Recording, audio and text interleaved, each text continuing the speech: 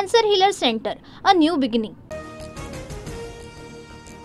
परळीत मतदानादिवशी उमेदवाराच्या बॉडीगार्डला रोखल्याचा प्रकार. कैलास फडसह त्याचा मुलगा आणि इतर 5 जणांवर गुन्हा दाखल. बीड पोलिसांना 82 दिवसांनंतर जाग.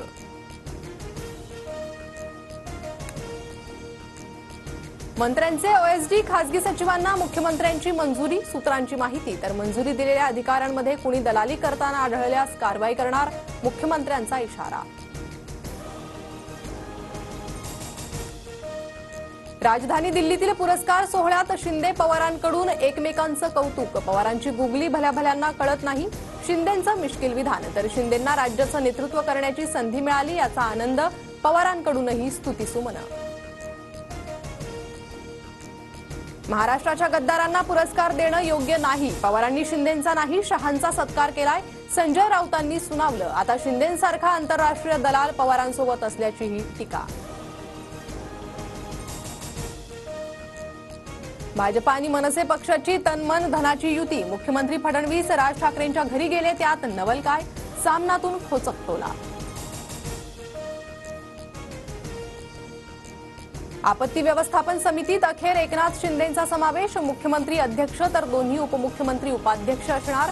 आपत्ती व्यवस्थापन प्राधिकरण समितीच्या नियमांमध्ये बदल. अजित पवारांच्या बैठकीला शिंदेंचा रायगडमधील एकही आमदार नाही. आदिती तटकरे जिल्हाधिकाऱ्यांची उपस्थिती. तर बैठकीत आमदारांना बोलावलंच नव्हतं. जिल्ह्यातील 2 मंत्र्यांनाच निमंत्रण, अजित पवारांची स्पष्टोक्ती. रायगड जिल्हा नियोजन समितीच्या बैठकीत आम्हाला जाणीवपूर्वक बोलावलं नाही. शिवसेना आमदारांची अजित पवारांवर नाराजी. मुख्यमंत्र्यांशी भेटून चर्चा करणार असल्याचीही माहिती. उद्धव ठाकरेंचा माजी आमदार वैभव नाईकांना फोन. ठाकरेंनी नाईकांच्या एसीबी चौकशीची माहिती घेतली. संपत्तीच्या चौकशीच्या अनुषंगानं नाईकांकडून एसीबीकडे कागदपत्र सादर. ठाण्यात माघी पौर्णिमेनिमित्त श्री मलंगगड यात्रेचा महोत्सव. शिवसेना, शिंदे आणि ठाकरेंचे कार्यकर्ते आमने सामने येणार. श्री मलंगगडावर उपमुख्यमंत्री एकनाथ शिंदे आणि खासदार श्रीकांत शिंदेंच्या हस्ते आरती. राज्य मंत्रिमंडळ बैठकीत पीओपी गणेश मूर्तीच्या विसर्जनाच्या मुद्द्यावरून घमासान. नियमांच्या पालनावरून अधिकाऱ्यांवर अनेक मंत्र्यांची नाराजी. पीओपी मूर्ती विसर्जन बंदी विरोधात सरकार सुप्रीम कोर्टात जाणार. ईव्हीएममधून कुठलाही डेटा डिलीट करू नका. सुप्रीम कोर्टाचे केंद्रीय निवडणूक आयोगाला आदेश. ईव्हीएम पडताळणीसाठी धोरण आखण्याची मागणी करणाऱ्या याचिकेवर कोर्टात सुनावणी. भाजपच्या महेश बालदींची आमदारकी रद्द करण्यासाठी मुंबई हायकोर्टात याचिका. बालदींसह निवडणूक आयोगाला समन्स बजावत भूमिका स्पष्ट करण्याचे आदेश. ईव्हीएम घोटाळ्यासह भ्रष्टाचार करून निवडणुकीत विजय मिळवल्याचा आरोप. राज्यसभेत बोलण्यावरून प्रफुल्ल पटेल आणि सुनेत्रा पवारांची जुगलबंदी. पीठासीन सभापती म्हणून सुनेत्रा पवारांनी वेळ संपल्याचं सांगितलं. सूचनेनंतरही पटेलांचं भाषण सुरूच.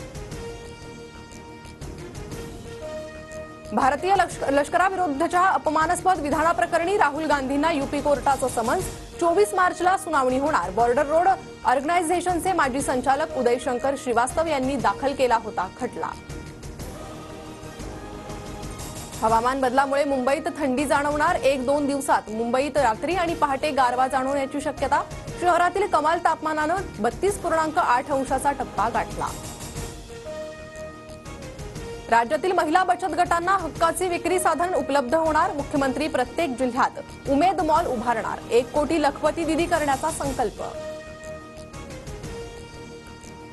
सोयाबीन पाठोपाठ तुरीचेही दर कोसळले. नागपूर कळमना बाजार समितीत तुरीला 6,700 ते 7,300 रुपये प्रति क्विंटल दर. शेतकऱ्यांचा लागवडीचा खर्चही निघेना. Cancer healer centre, a new beginning.